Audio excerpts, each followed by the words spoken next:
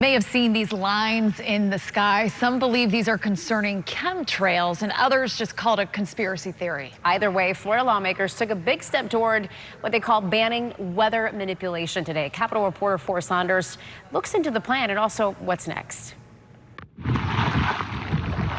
It was last year between Hurricanes Helene and Milton, GOP firebrand and Congresswoman Marjorie Taylor Greene had this viral post.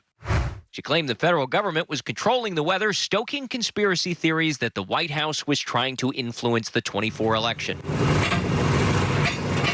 The idea was quickly denounced by politicians on the right and left, but about a month later, State Senator Ileana Garcia filed SB 56, banning weather modification in Florida. 28 yeas, 9 nays, Mr. President. So the bill passes. And Thursday, it passed the full Senate. This is about protecting Florida's environment and public health. With no federal guidelines in place, Florida must take responsibility for its own airspace.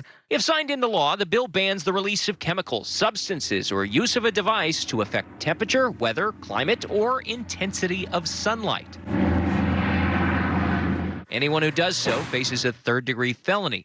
The Department of Environmental Protection tasked with enforcement, even getting a hotline where the public can report suspicions. What I don't want is for a loophole to continue to grow, and that we have something as powerful as weather and weather modification to be weaponized. Things like cloud seeding are real. In places where extra water is needed or helpful, scientists use silver iodide to push rain clouds into raining. CNN recently highlighted the benefits. The hydroelectric power company says that last year's cloud seeding program has provided a 300% return. How many homes can that power? Like, what are you getting out of that? On average, that's in excess of 60,000 homes. Supporters of the ban say there just isn't enough science out there yet and would rather wait before allowing this kind of stuff to continue. And listen, whether you believe this is a big deal or not a big deal, the best thing about this bill is after it's implemented, you will know. The governor's a fan too, but has an issue with a more moderate version over in the Florida House. And they would actually codify the practice of geoengineering and weather modification. People got a lot of kooky ideas that they can get in and put things in the atmosphere to block the sun and save us from climate change. We're not playing that game in Florida.